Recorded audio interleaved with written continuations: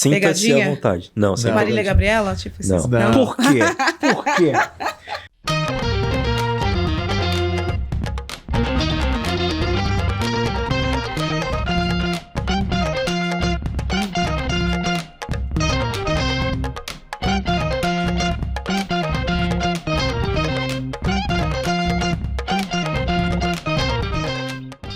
Sejam bem-vindos a mais um episódio do TechSec Podcast. Estou aqui em um lugar diferente do usual. Tudo bom, Josu? Tudo beleza, tudo massa, tudo light no bright. Gente, hoje, olha, um episódio top aí de assuntos que eu e o Josu amamos e com uma convidada muito especial. Antes de apresentá-la, a gente tem aqui os nossos parceiros, Hacker Rangers. Vinícius Perales, muito obrigado aí por toda a parceria. A gente renovou agora a nossa parceria com Hacker Rangers. Mais uma vez, muito obrigado. Para você que quer adquirir esse tabuleiro, lembra que até o final de maio, o tabuleiro, para quem escuta aí o TechSec Podcast, está saindo com 50% de desconto. Aí, Vinícius, falei pra você, ó, o cara tá de novo, hein? E aqui a nossa G2 brindes personalizados para você, pessoa física, pessoa jurídica, que quer presentear aí os seus colaboradores, tem algum evento para fazer, tem muitas coisas lá, né, Josu? Caneta. Tem muita coisa, Estojo. desde o ecológico até a parte tecnológica, tem muita coisa, galera, muita coisa mesmo. Muita coisa. E na descrição aqui do nosso episódio tá os links aí pro site do Hacker Rangers e da G2.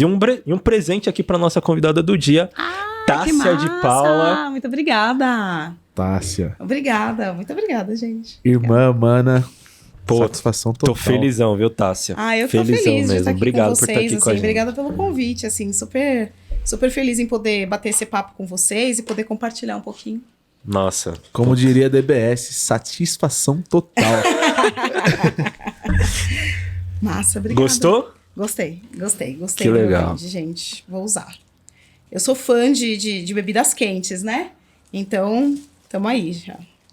Olha, o TechSec vai parar lá no meu E tem uns computador adesivinhos já também. novos Exato, agora do gente. Hacker Rangers, do TechSec. Olha, Olha. super top. Que massa. Muito obrigada, gente. Tamo junto. Obrigada Muito, pela muito recepção. bom. Muito Recepção bom. já com presente, que maravilha, né?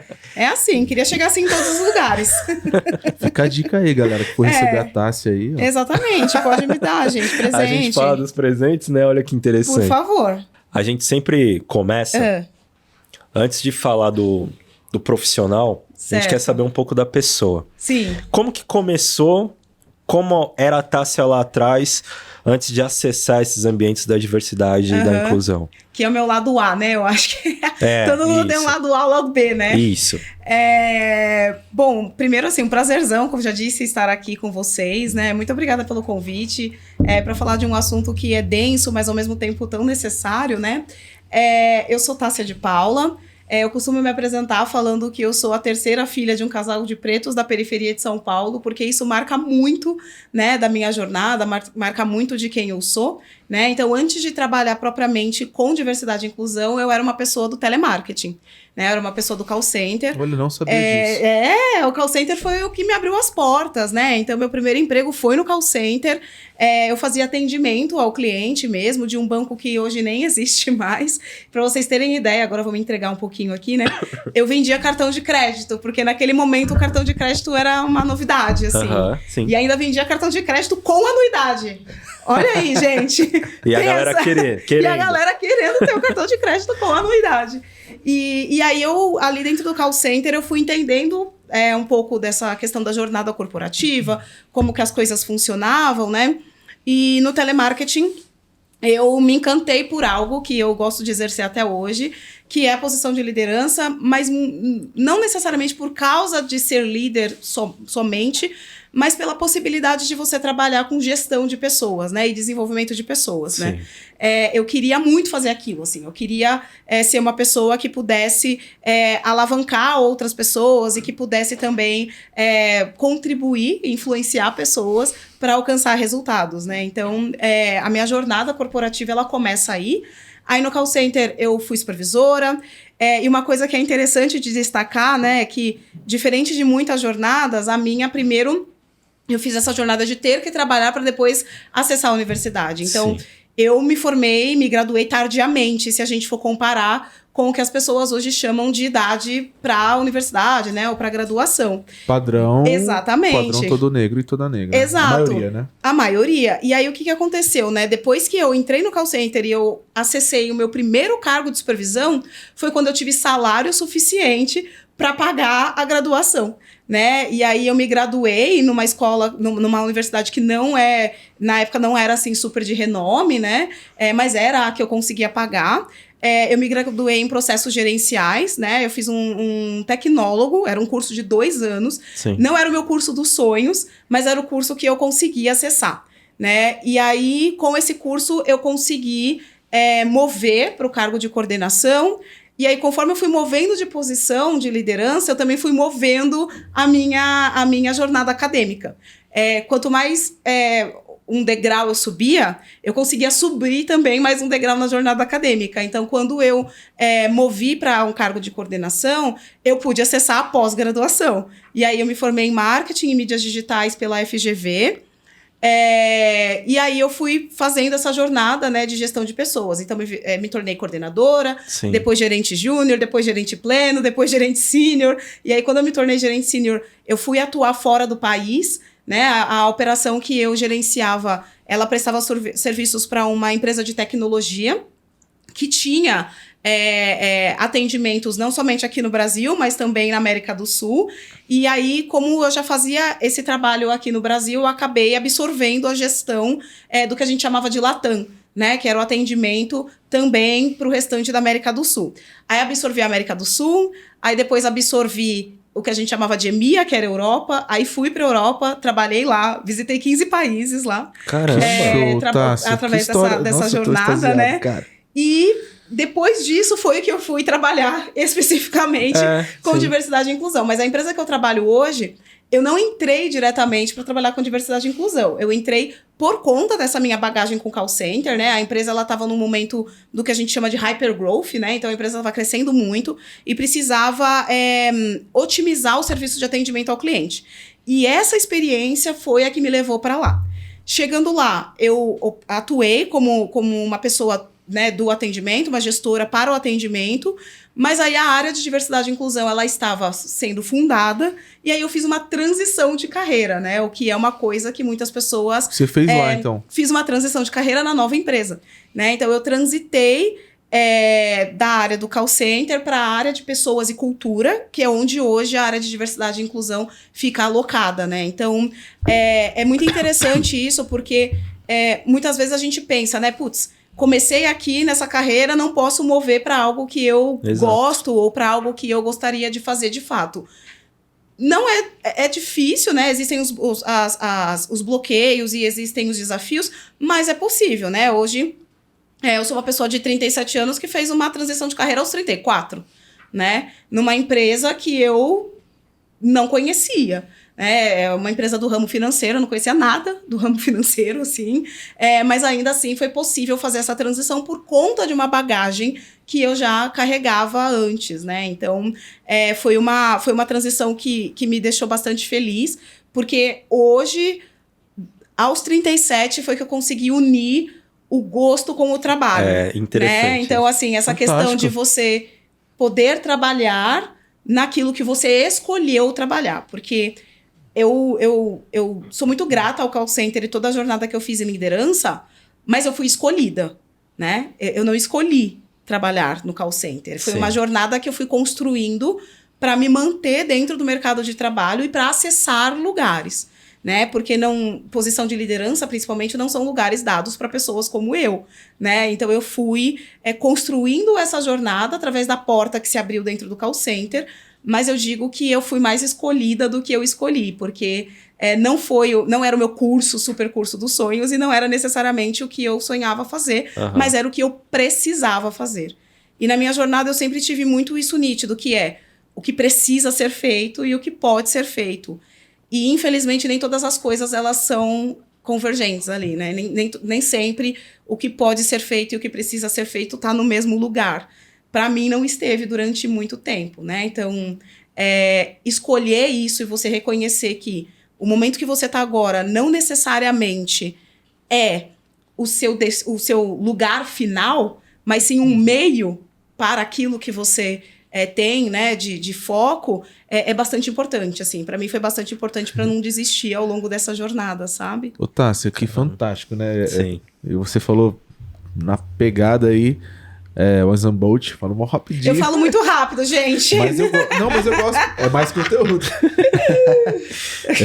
Mas deixa eu falar. Que história que você falou aí. Sim. Que aconteceu num espaço de tempo. Que alavancada que você deu. E aí eu queria até deixar um recado pra galera de telemarketing aí. Galera, acreditem nos seus sonhos e vivam intensamente isso. Pra que eles se concretizem. Depois você procuram lá o nome da Tássia no LinkedIn pra vocês verem a posição que ela está hoje.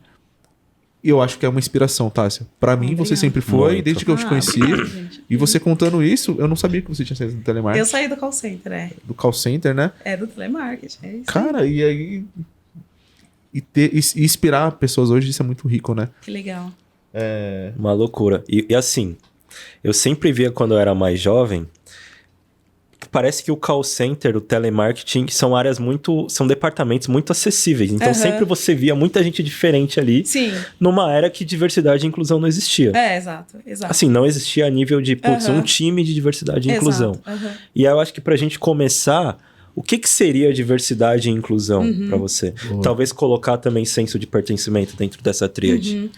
Eu acho que um ponto interessante, assim, que é bem importante sempre destacar, é que as duas coisas precisam fluir juntas, né? Então, não dá para ter só diversidade ou para ter só inclusão. As duas coisas, elas precisam fluir juntas, né? Então, o pessoal sempre fala D&I, diversidade e inclusão, porque se você quer verdadeiramente ter pessoas de diferentes perspectivas dentro da sua companhia, Exato. você tem que trazer essas pessoas, mas elas também precisam estar inclusas, né? Incluídas nesse ecossistema. Então, diversidade e inclusão hoje, para mim, assim, a minha definição, ela é direcionada para você dizer que empresas que reconhecem que se você quiser, de fato, fazer coisas diferentes, você precisa de perspectivas diferentes. Então, na minha leitura, diversidade e inclusão são alavancas, são caminhos, são meios para as empresas conseguirem conquistar aquilo que elas colocam lá de propósito, né? As empresas, elas têm lá, o meu grande objetivo é fazer X coisa. O meu grande objetivo é atingir qual tal cliente. É um pouco estranho você querer alcançar tantos números ou tantos clientes com pessoas que pensam exatamente igual, né? Exato. Então, se você não tem uma equipe diversa, né? Se você não tem uma equipe diversa e esta equipe não está incluída no ecossistema, dificilmente você vai conseguir pensar soluções diferentes, né? Então, eu costumo até dizer que diversidade e inclusão hoje é uma alavanca até para a inovação. Porque a inovação, ela nasce do questionamento. Sim. A inovação, ela nasce muitas vezes também da divergência. Então, quando você tem pessoas ali que pensam diferente, que têm perspectivas diferentes, jornadas diferentes, e essa jornada, ela contribui para o alcance do resultado final, é quando você está, de fato, fazendo diversidade e inclusão, né? Então, para mim, respondendo a sua pergunta, diversidade e inclusão é uma alavanca para um sucesso mais permanente, né? Para você construir, por exemplo, uma empresa, uma solução, um serviço ou um produto que não esteja construído sobre a areia, né, para que você possa realmente garantir que aquilo que você está entregando tem um valor agregado não só para você que pensou aquela solução, mas para quem vai consumi-la também, né? Então, eu percebo muito diversidade e inclusão como essa ferramenta, né? Eu acho que antes a gente, como você mencionou, né, não tinha áreas de diversidade e inclusão. Eu também percebo muitas empresas falando, não fazemos porque não temos uma área. Mas se a gente levar para esse lado da perspectiva, você não necessariamente precisa ter uma área se você tiver, por exemplo, o mindset para. Exato. Né? Então, é interessante ter uma área e profissionais que vão trazer tecnicamente aquele conhecimento? É claro que eu vou dizer que sim, né? Talvez porque tô lá eu fazendo isso, né? E é necessário, né? E é completamente necessário. Mas não é um blocker, né? Assim, não deveria ser um blocker para que você, de fato, promovesse a inclusão de pessoas de perspectivas diferentes e de marcadores sociais, identitários diferentes dentro da sua organização. Né? Então, é um pouco estranho, assim. Para mim, me soa um pouco estranho quando as empresas dizem que elas querem inovar, que elas querem alcançar vários clientes, mas você observa o grupo que compõe aquela empresa e as pessoas são todas iguais, assim. Exato. Deixa eu te fazer de uma onde que vai vir a pergunta. inovação, né? Exato. Eu vou fugir aqui um pouquinho, polemizar, tá? Tá bom. Como que a gente, nessa era de layoff, a gente sempre fala isso. Sim. Às vezes, a diversidade e inclusão, ou a área de diversidade e inclusão é uma das primeiras a ser afetada. Sim, sim. Você é uma profissional da área. Como você... Por quê? O porquê disso?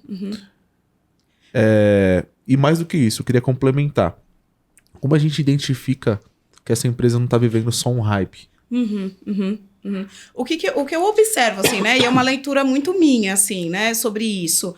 É que quando aconteceu toda aquela questão relacionada a George Floyd, né? Que foi lá em 2020...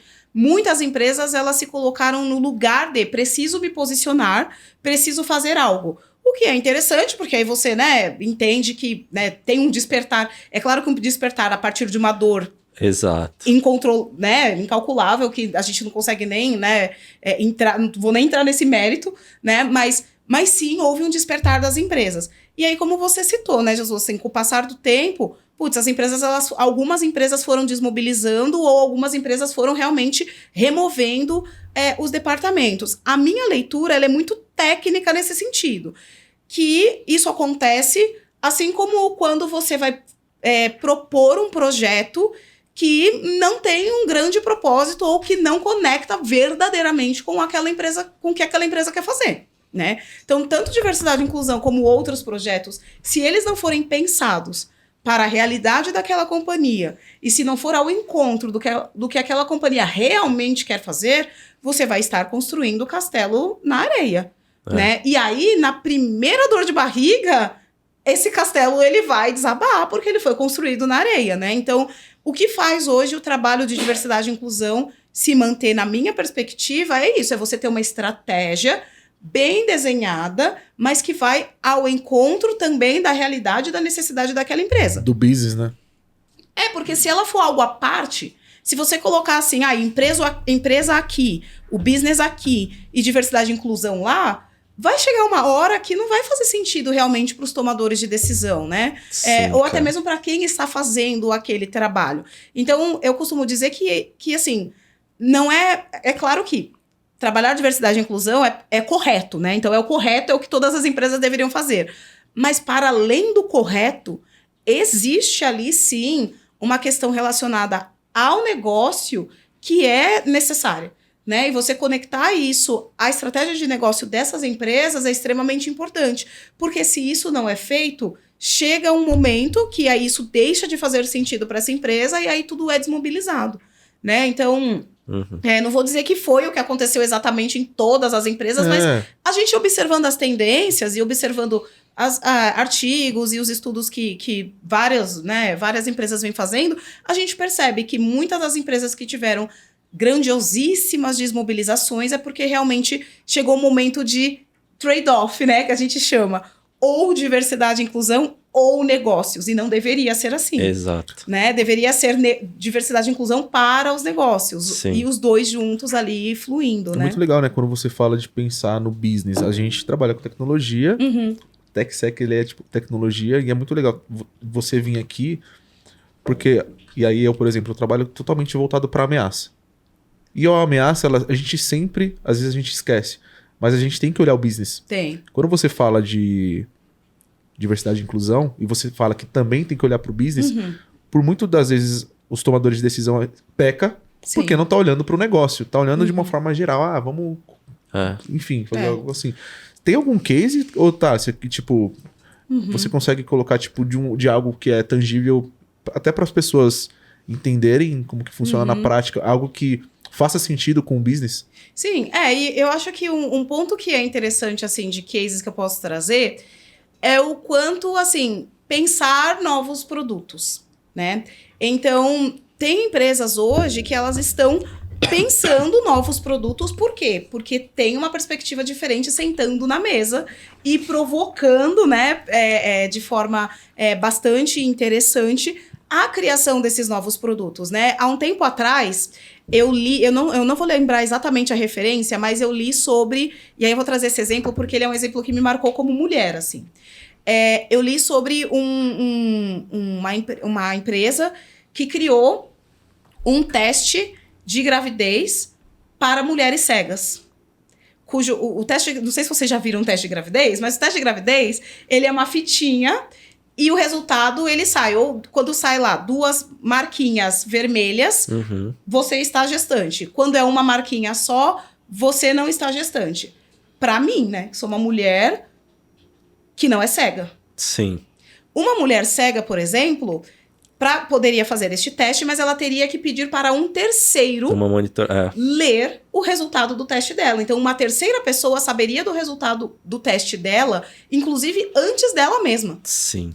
E essa pessoa, eu não lembro o nome dele agora, gente, eu vou pesquisar e vou mandar para vocês depois. O que ele experienciou? Ele tinha uma vizinha que com ela aconteceu exatamente isso. Ela fez o teste de gravidez e ela teve que pedir para o vizinho ler o resultado do teste de gravidez dela, né? E aí, isso foi super constrangedor, porque o vizinho, inclusive, soube que ela estava gestante até antes do marido, até antes dela mesma, né? E ele falou, não, a gente precisa resolver isso. E o que ele fez? Ele criou um teste de gravidez, cujo resultado, ele salta em bolinhas, e mulheres cegas, através do tátil ali, conseguem saber qual foi o resultado, sem pedir, sem ter que necessitar de um terceiro para entrar nesse nível de privacidade dela para ler o teste dela. Que fantástico. Então, por que eu trouxe esse exemplo? Porque foi uma pessoa que conseguiu pensar um produto a partir de uma experiência que não necessariamente é da realidade dele, que não necessariamente era a experiência que ele vivia, mas que ele teve a chance de pensar este produto, esta inovação, por conta do contato com alguém diferente. Exato. Que, neste caso, era uma pessoa cega, né? Então, eu acho que é isso, assim, eu acho que as empresas hoje, elas têm muitos recursos tecnológicos, né? Eu acho que ferramental tem de monte, a gente tem várias plataformas que podem fazer uso, mas você pensar a necessidade do que você está criando para além da sua realidade, da sua vivência, é o que diversidade e inclusão pode fazer pela empresa, sabe? Então, eu gosto muito desse exemplo, porque ele parte de um lugar, assim, muito do... eu consigo, inclusive, perceber a existência de novos clientes se eu for diverso e inclusivo como companhia. Exato. Né? Então, e isso acontece em vários nichos, assim, né? Tem vários negócios hoje em dia que existem por conta de, por exemplo, criar recursos de acessibilidade para as pessoas, né? E são coisas, gente, que, na real, assim, não nos saltam automaticamente, porque a gente não tem essas necessidades, né? A gente não tem essa vivência. São necessidades e bloqueios que nós não vivemos. Você falou tudo, né? Necessidades e bloqueios, porque às vezes a gente até vive, mas a gente esquece de olhar com aquele olhar clínico que você está falando, porque às vezes uma área especializada vai falar, opa, isso aqui a gente consegue fazer a inovação. Exato. Então, a pessoa profissional de diversidade e inclusão, até já puxando esse gancho, né, que você falou, alguém vai conseguir apontar, ela é esta pessoa, né? E por que eu faço questão de destacar isso? Porque é um papel relativamente recente no mercado brasileiro. Sim. Né? A área de diversidade e inclusão, o papel do analista de diversidade e inclusão, da pessoa de diversidade e inclusão é relativamente recente, o que gera também muitos questionamentos, porque as pessoas não necessariamente conhecem com muita profundidade, mas ela é extremamente necessária. Por quê? Porque a pessoa de diversidade e inclusão, ela consegue trazer a perspectiva da diversidade e inclusão tecnicamente para o contexto da sua empresa, né? Então, para além de sermos pessoas de marcadores identitários de grupos subrepresentados, no meu caso, eu sou uma mulher negra periférica. Então, para além de ser uma mulher negra periférica, eu tenho conhecimento técnico sobre como aquela empresa pode utilizar a minha bagagem de mulher negra periférica para criar produtos, serviços, soluções e afins. Por quê? Porque eu vivo determinadas realidades. Sim. Né? E então, o profissional de diversidade e inclusão, ele é esta pessoa que ajuda a empresa a construir essa estratégia para que ela não seja castelo sobre areia e essa estratégia fazer sentido para o contexto daquela empresa, porque não é Ctrl-C, Ctrl-V, né? Não é copia e cola. cada empresa tem uma realidade, cada empresa tem um foco, um objetivo. Então, a pessoa profissional de diversidade e inclusão, ela consegue te ajudar a desenhar essa estratégia para que essa estratégia realmente faça sentido para a companhia, né? O legal, gente, até para vocês que estão assistindo, é para vocês verem o quanto essa área, esse departamento é potente. Porque eu já escutei, a gente teve agora no BBB a Sara, que falaram, putz, mas o que faz uma analista de diversidade? Ah, ela é negra.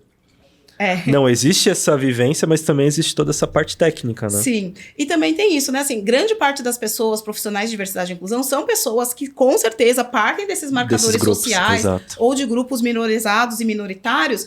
Muito, assim, minha leitura é muito porque são pessoas que estão encarando essa realidade todos os dias. Então, elas são em grande parte das empresas, elas são as primeiras que levantam a voz ou que começam a sinalizar determinadas coisas que a companhia não está percebendo ou que a companhia não está observando ou não está, inclusive, priorizando, né? Mas o que me faz uma gerente de diversidade e inclusão, no meu caso, para além do fato de eu ser uma mulher negra periférica, é também a minha bagagem. Exato. Né? Então, quando eu falo de desenhar estratégia, eu preciso ter, por exemplo, um conhecimento de gestão de projetos.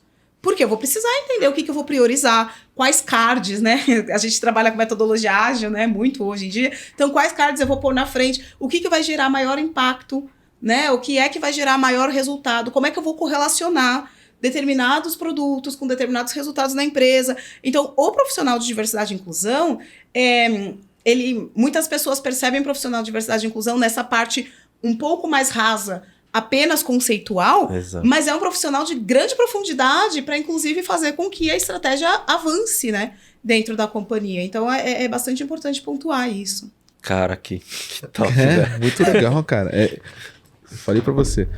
É legal, Tássia, porque foi o que o Gustavo falou. É uma área extremamente técnica. Acho que as pessoas não veem isso. As pessoas não têm acesso a isso, eu acho. E você falando aqui, a gente vê o quão profundo é. É lógico que você tá dando um resumo do resumo do resumo, porque ele é muito profundo.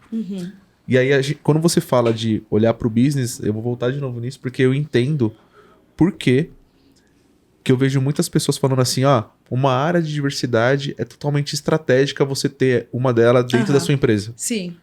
Antigamente doía tanto meu ouvido quando eu falava, pra que os caras querem ter? Porque é importante, porque as empresas vão olhar pra ela de uma forma diferente. Agora, se você vê nessa olhar por essa clínica de inovação, precisa ter uma... muda tudo. Não é porque eu quero ter uma pessoa com um acesso diferente pra falar que eu tenho. Não é só pra falar que eu tenho. Tem outros motivos, certo, Tássia? Exato. Não é só porque sim, né? Então, isso, assim, isso que eu queria falar. Eu poderia dizer, tem que fazer diversidade e inclusão porque é correto. Gente, é correto. Sim, todas as a sociedade precisa ser inclusiva, as pessoas precisam poder acessar lugares. Então, acho que... É muito raso também, né? E esbarra também, sabe? É que esbarra muito nesse lugar das questões sociais também. Né? Então é uma linha tênue, né? Entre ali as questões sociais, as questões das empresas, o business. Mas o que é o business que não uma entidade dentro da sociedade também? Exato. Né? Então, se você está produzindo para esta sociedade ela precisa refletir dentro da sua companhia. Porque senão você sequer vai conseguir produzir para ela. Né? Então...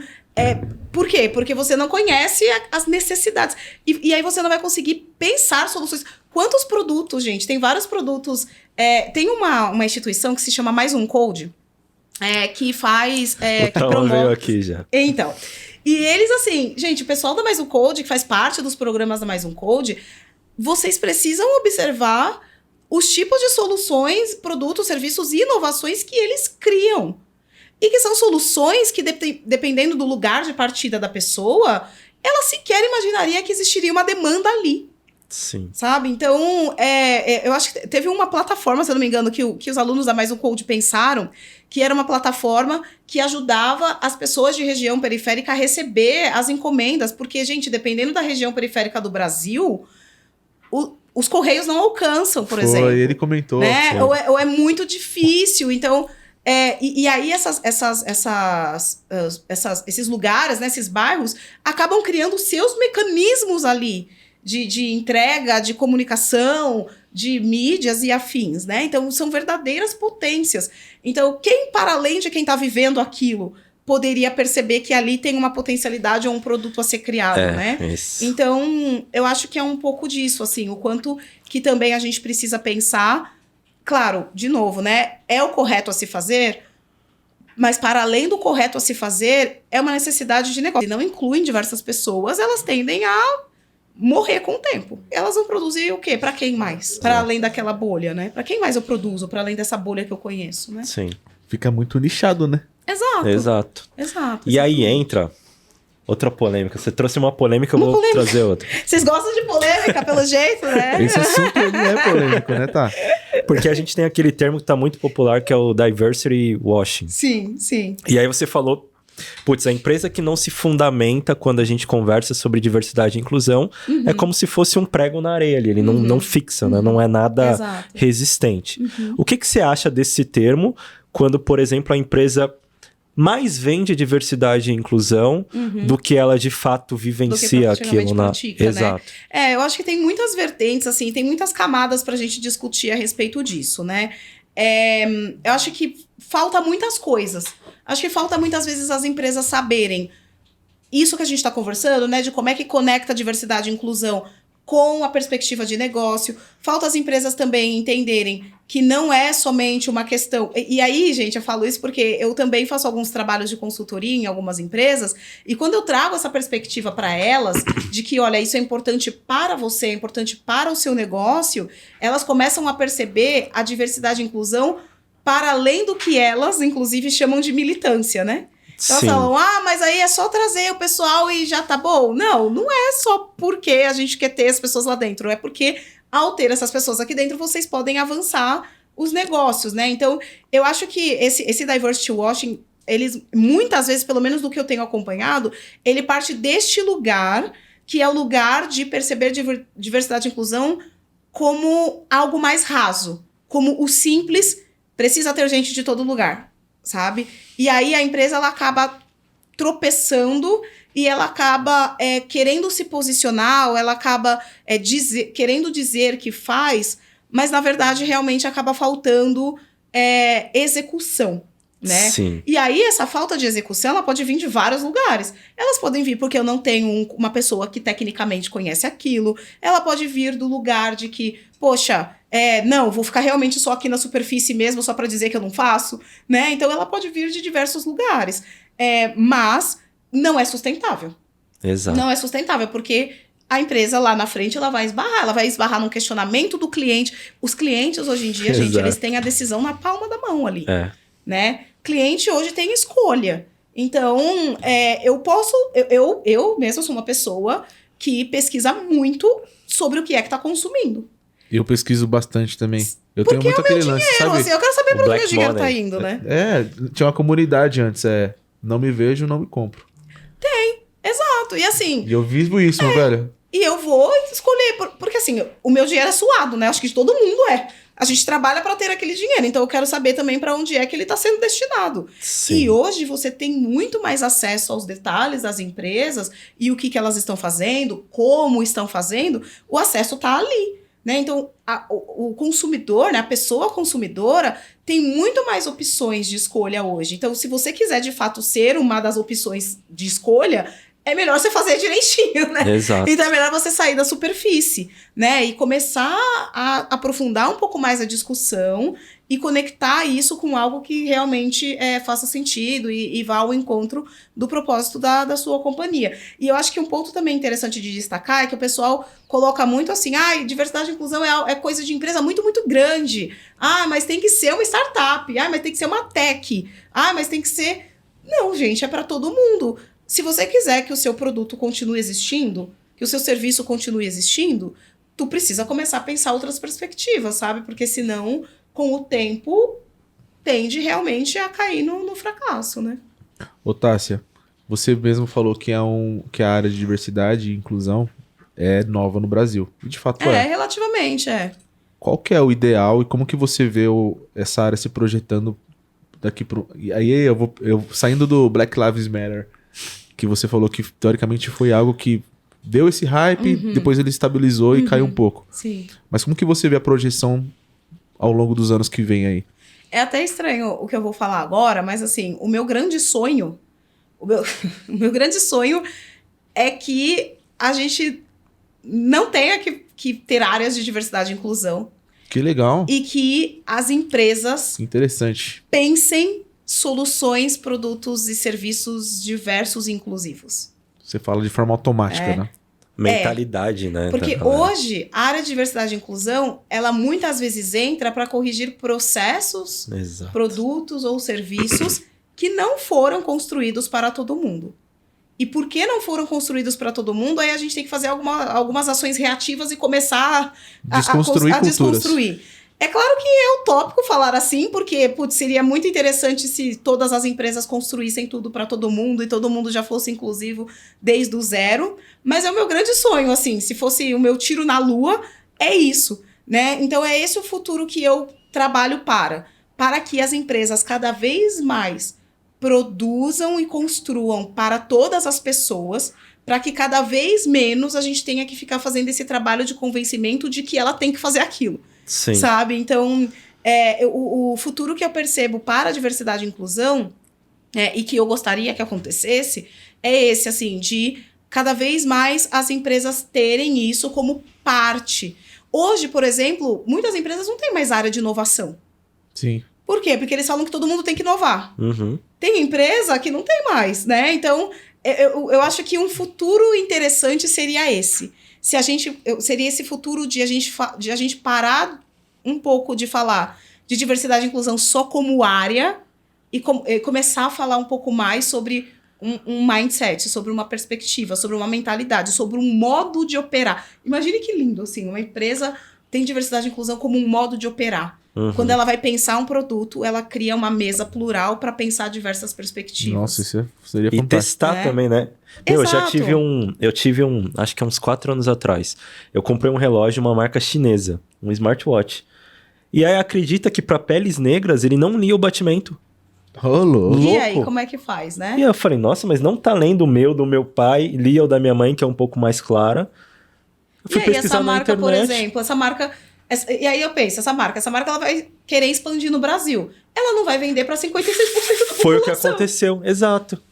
Então, é isso, assim, é de você Exatamente. entender essa perspectiva de, tipo, para quem que eu tô produzindo de fato, Sim. né? Então, deixa de vender, deixa de ter mercado, deixa de alcançar. Por quê? Porque simplesmente você não produziu né? Isso é E louco. só é inovação se for para todo mundo, né? E essa frase não é minha, ela é da minha chefe, Helena Berto, que ela sempre fala que só é inovação se for para todas as pessoas. E para mim faz muito sentido, Uhum. né? Faz muito sentido, porque do contrário, assim, aquele produto pode até ter um hype, ele pode até alcançar um clímax em algum momento, mas com o tempo ele vai deixar de ser inovador e ele vai começar a cair em declive e aí ele vai parar de existir, né?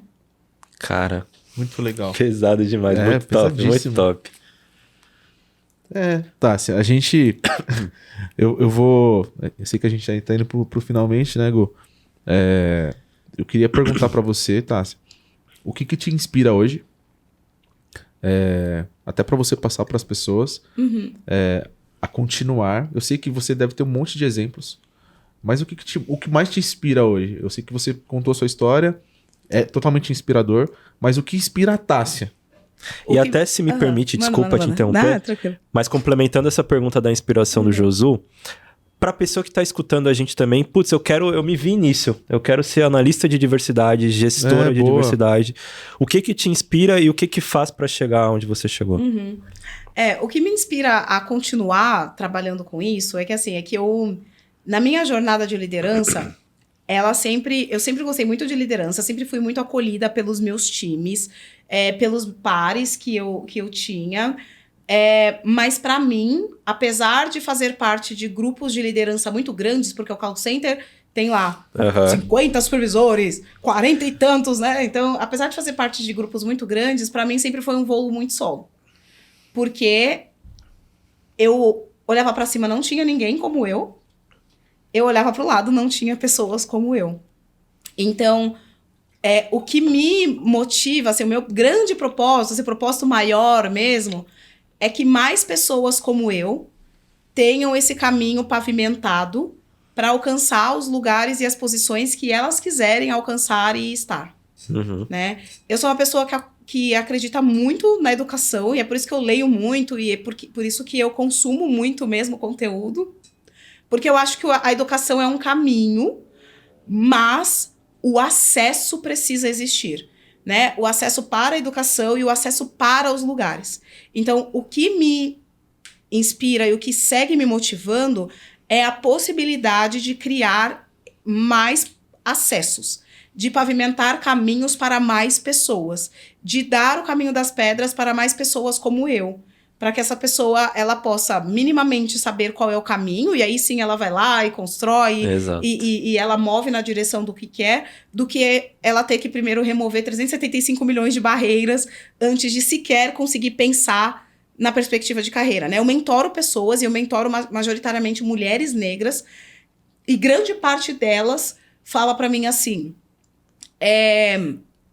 pensar carreira, eu tô pensando agora, assim. Porque antes eu só pensava em ter um emprego. Eu precisava ter um emprego. Sobrevivência. Eu precisava ter um emprego, eu precisava saber de onde pagar as contas, eu precisava ter o meu sustento. Agora, pensar a carreira, que é aquela coisa da perspectiva de quem eu vou ser, o que eu vou alcançar, para onde eu vou construir, não é a realidade das pessoas de onde eu parto. E eu gostaria que fosse. E esse é o meu grande propósito, sabe? Então, eu acabo, para além do meu trabalho em diversidade e inclusão dentro da instituição privada onde eu trabalho, eu acabo me associando e me conectando a iniciativas que também me ajudem a potencializar e pavimentar esses outros caminhos para outras pessoas. Então, é a UCA lá, com a questão da Associação para a Mentoria de Pessoas Negras, são algumas outras associações de fortalecimento de mulheres negras que eu faço parte. Agora, recentemente, a gente criou um grupinho, né, eu e umas amigas minhas, que a gente chama de Harriet Space, muito inspirado na Harriet Tubman. Se vocês não assistiram essa na Netflix, assistam, porque é uma história inspiradora. E a gente chama de Harriet Space porque é o nosso espaço. É o espaço de uma poder se perceber na outra e uma se fortalecer na outra. Todas as pessoas, todos os indivíduos buscam pertencimento. E a gente quer isso. A gente quer poder pertencer aos lugares. A gente quer poder estar nos lugares. E a gente quer poder ter pessoas minimamente parecidas com a gente do nosso lado. Né? Fala muito disso. Então, é extremamente importante. Então, eu acho que Hoje existem esses grupos, não foi o que eu tinha no passado, e aí eu não quero que outras pessoas tenham que passar por tudo isso para poder ter, sabe? Então, meu grande propósito é pavimentar esses caminhos, porque tem muito para se avançar ainda, mas também muito caminho já foi pavimentado para mim. Então, eu me percebo nesse lugar de ter que pavimentar para o próximo, sabe? Então, hoje, se a Tássia partiu, por exemplo, do lugar de... Putz, eu parti estudei até o terceiro ano do ensino médio. Eu parti desse lugar pro mercado de trabalho, é porque outros que vieram antes de mim pavimentaram o caminho até aqui. Então eu quero pavimentar ele até mais pra frente. É para que, por exemplo, o meu sobrinho que tem 3 anos, que ele parta de um outro ponto pra frente, né? E aí, não romantizando, porque eu sei que são muitos desafios, muitos bloqueios, muitas imposições institucionais, né?